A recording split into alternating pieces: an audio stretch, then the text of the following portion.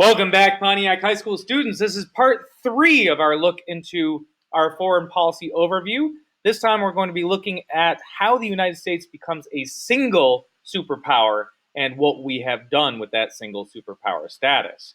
First, we got to close out the Cold War, though. The U.S. withdrew from Vietnam, which signaled the final time that the U.S. would commit a large number of troops in foreign conflicts during the Cold War. So our massive military movements during the Cold War are now over. But the U.S. does remain very active in Cold War politics and will eventually help bring down the Soviet Union. We do this more through diplomacy, though. During President Nixon's presidency, the U.S. and Soviet relations were improving. We wanted to make sure that stuff like the Cuban Missile Crisis, where we almost blew each other up over Cuba, didn't happen again. We wanted to make sure the United States was getting less involved in things like the Vietnam War. So we entered into this more peaceful phase, which we called détente, which is a French word which basically just means that we relaxed, we chilled out. And we entered into a period where people no longer thought that they might die by a nuclear blast tomorrow. Part of what caused this was something called the SALT Treaty. This is a strategic arms limitation talks, the SALT Agreement, which reduced the buildup of nuclear weapons. By this time, we had enough nuclear weapons to basically destroy the world multiple times over, so did the Soviet Union. So we said, we don't really need to build any more, right? And the Soviet Union and us slowed down that production of nuclear weapons. On the diplomatic side, this was Nixon. Nixon's not a great president for a number of reasons, but on this count, Nixon really was a genius and did a very good thing for the United States. And that was he acknowledged the rule of communist China. You see, back in 1949, the communist there was a rebellion within China, and the Communist Party came to power as a result of that. But one island of China's, the island of Taiwan, remained independent from this communist government. And they still claimed the right to rule all of China. And all U.S. policy, following the Truman Doctrine and resisting the spread of communism, had acknowledged that the Taiwanese government had the right to rule all of China. Well, Nixon simply says, you know what? It's been 30 years. It's been 25 years. That's ridiculous to continue to think that. It's time to acknowledge that the communist government is a legitimate government. And so Nixon does this. And he hopes that it will create a better relationship with China, but he also wanted to reduce Soviet influence. You see, the Chinese communists, they needed a friend. The Soviet Union was willing to be their friend, but they had conditions. The Soviets wanted Chinese communism to reflect Soviet communism, but the Chinese were different. They had different ways of doing things. They wanted to have kind of their own say and their own way of doing things. So they had been unwilling friends with the Soviet Union because they were always afraid that the US could invade. Well, now the United States is saying, we're not going to invade you. We acknowledge your right to rule the country. And in fact, we want to trade with you. And as soon as we do that, China and the Soviet Union become less friendly to each other. And the Soviet Union doesn't have that strong ally in communist China. They can't count on each other in that same way. And China then benefits from the ability to do things their own way. And the US benefits because we no longer have to look at China as a potential enemy in the region. Things continue with the Afghan War. Détente was really a short period of time. Went from the late 60s to the late 70s. And it ends when the Soviet Union invades the country of Afghanistan. Historically speaking, invading Afghanistan is a really bad idea. Like, don't do it, don't do it, don't do it. The Persian Empire learned this, then the Mongols didn't learn from the Persians, and they tried it, but it didn't work out very well for them. And the British tried to do it too, but that was a failure because invading Afghanistan is just a bad idea. And now the Soviets are continuing to not learn from history, and they invade Afghanistan. There will be another nation that invades Afghanistan and runs into some problems with that too, but that's a little bit more current events than past. The United States gets involved in this pretty quickly, and we fund the enemies of the Soviets. We give weapons and training to a group called the Mujahideen. The Mujahideen are religious fighters who want to fight against the Soviet Union. They want to maintain their independence, so we give them weapons and training to do this. And the effort's incredibly successful. The Soviet Union loses thousands of soldiers, helicopters blown out of the sky because we taught them how to use rocket launchers and how to fight this type of war really well. They were good to start with, and we gave them the weapons training to do more of it. But the U.S. does kind of then leave behind a well-trained and armed rebellion with no government in place. So these rebels, who are kind of fanatics, go ahead and start their own government. That's going to come back and bite the United States pretty hard. All right. The end of the Cold War. After the retreat from Afghanistan, the Soviet Union is broke. Broke. They got no money. And the Communist Party has to elect somebody with some sort of economic mindset to fix the economy. So they don't choose their typical guy. They go to a guy by the name of Mikhail Gorbachev. And his primary goal is not to spread communism, it's to fix the communist economy. And Gorbachev really does put in place a couple of economic reforms to do this, but he also wants to improve our relationship with the United States because he realizes while they're focusing on the economy, military is going to be weaker. We can't fight the US now. We've got to reduce costs. So Gorbachev starts meeting with the president of the United States, who is now President Ronald Reagan, and they want to reduce the likelihood of war. Gorbachev also does some other things where he starts to reform the political structure within the Soviet Union. He allows the people to criticize the government. Now, here in the United States, we criticize the government all the time. People were always complaining about President Obama, and now people are always complaining about President Trump. And it's part of American culture. We complain about our government. Well, in the Soviet Union, that was illegal, and you could go to jail for it. You could be executed if you kept doing it. But Gorbachev says, you know what? It's better that people complain publicly than plot privately. Problem is, there was a lot of complaining that had built up. And as soon as they're allowed to, the Soviets scream and rail and yell against the Soviet government. They get hit by waves of protest. And it starts in Eastern Europe, and will lead to the dissolving of the Warsaw Pact.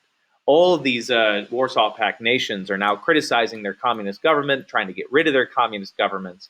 And the Soviet Union itself breaks up in 1991.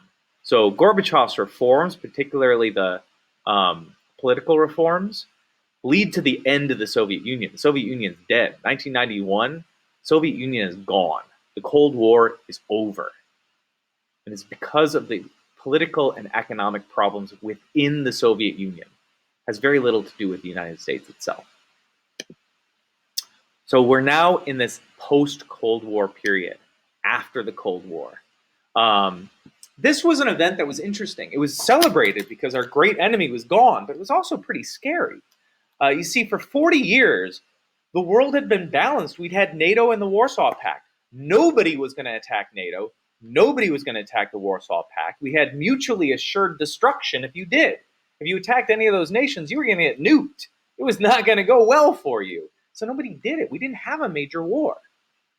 But now, that's done. There is no Warsaw Pact. And the world's not quite sure what's going to happen. We still have NATO. We still have NATO today. But what's this new world order going to look like? Well, by now, President George Bush Sr., the first Bush presidency, is trying to shape that. And he does create something that's called the New World Order. This is a phrase that many used to describe what this post-Cold War world would look like. Now, Bush's vision of it, which mostly plays out to be true, is with these new roles for the US and UN, where the UN would be more the diplomatic angle and try to solve things peacefully. But if conflicts don't resolve themselves through the UN and through peaceful measures, The United States would be the military that backs the UN, that we would be the muscle. And this plays itself out in the Persian Gulf War. This is really where we show how the New World Order is going to work. And it happens when the nation of Iraq, a UN member, invades Kuwait, a UN member. So we've got this war between the two. It was not resolved peacefully. Iraq did not go through the proper channels, and therefore the US is now going to be the UN's muscle. There's a very swift reaction by the US. The UN authorizes the US to invade. 34 other UN nations also help. So there are 35 nations that respond to this invasion by Iraq.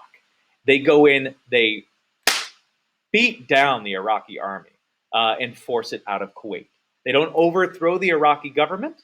They don't view this as their role. They view their role as protecting Kuwait and getting Iraq out of there. It was a very fast, very overwhelming, very almost bloodless on the part of the US and UN, almost. And the Iraqi army is crushed. And it really shows that this New World Order that Bush has envisioned can work and work well. So we now have this case where in theory and now in practice, there is a single superpower. There is one big power in the world that can basically do whatever it wants militarily. The US can do it, especially when we have international support. See, the Iraqi army at the time, they'd been strong. This was a good army. By some accounts, it was the fourth or fifth best army in the world at that time. But against the New World Order, it was smashed, shattered, could not stand up. And this is the last time the nation ever attempts to challenge the US military in conventional means. The United States has not been challenged in a conventional war since this time. If you attack the United States, you do not attack its military. In fact, you seek to avoid its military getting involved. But this is going to lead to changes in tactics. The US is not going to be attacked by other militaries. Instead, we are going to be attacked through acts of terrorism. And so we get the war on terror. Unable to defeat US military, our enemies change tactics. And throughout the 90s, several groups used terrorist attacks against America. It's tempting to think of September 11th as being this big out-of-the-blue event, but it wasn't. We were attacked in 2001. 19 men seized control. We were attacked prior to that. But the big one is this 2001 event. September 11th, 2001, 19 men seized control of 4 airplanes and fly them into American buildings. 3 of those 4 did hit buildings. The 4th was crashed in a farm field in Pennsylvania, where the passengers tried to retake control of the plane. We then respond by declaring this blanket war on terrorism. The war in Afghanistan was connected to the war on terror. See, Al-Qaeda, which was a group that had done the 2001 attack, they were in Afghanistan. They were hiding out in Afghanistan. Told you Afghanistan would come back to bite us.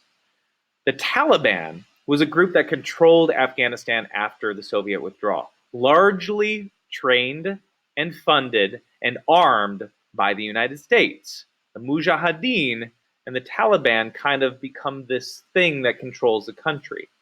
They refuse to turn over Al-Qaeda. They say, no, Al-Qaeda, we got no problem with them. And so the United States invades Afghanistan to remove the Taliban from power. This is in 2001. We are still fighting against the Taliban in Afghanistan in 2017. So this is a big, long war. For 12 years, the U.S. It's now not 12, it's 18. I've been teaching this lesson for a while. To help establish this new government, hunt down Al-Qaeda. Al-Qaeda has been largely weakened. Osama bin Laden, its leader, this guy, has been killed. But there are other leaders who step up. And the Taliban has not given up its fight. So the war in Afghanistan is still going on. The Iraq War. In 2003, the United States entered kind of a foolish war. We believed that Iraq was developing weapons for terrorists and that they were developing weapons of mass destruction, that is chemical, biological, and nuclear weapons. On this belief, the United States invaded. However, we found out that our intelligence was bad, like comically bad. Like, how did you not know that this was bad intelligence bad? But we were in the war anyway, and as a result of that, we did remove this bad, horrible guy, Saddam Hussein. He was absolutely not a good guy. He had been mistreating his own people, been ruling very harshly, had gassed his own people and killed his own people. I mean, it's a good thing that he's gone. It's just important to know that our justification for that war was faulty. We were involved in this war for 7 years. It took 7 years to get rid of Saddam Hussein and all of his supporters, and then establish a somewhat kind of peaceful nation by 2011. After the United States left, Iraq ran into problems again with ISIS, starting in about 2013. But that has largely been fought as a war between the Iraqis and between the Islamic State, ISIS. The United States does support Iraq in this, but Iraq is now this independent nation, and we don't consider that war to be our war. That is the Iraqis fighting this war with American support. All right. That is the conclusion of 3 very long lessons on American foreign policy overview. Kind of took you through all of U.S. history here with the foreign policy lens. I hope you enjoyed these 3 lessons, because I certainly enjoyed writing them and presenting them to you. I've got one more that's going to tie together a few stray threads and bring this all together. So I'll see you in that next lesson. Farewell.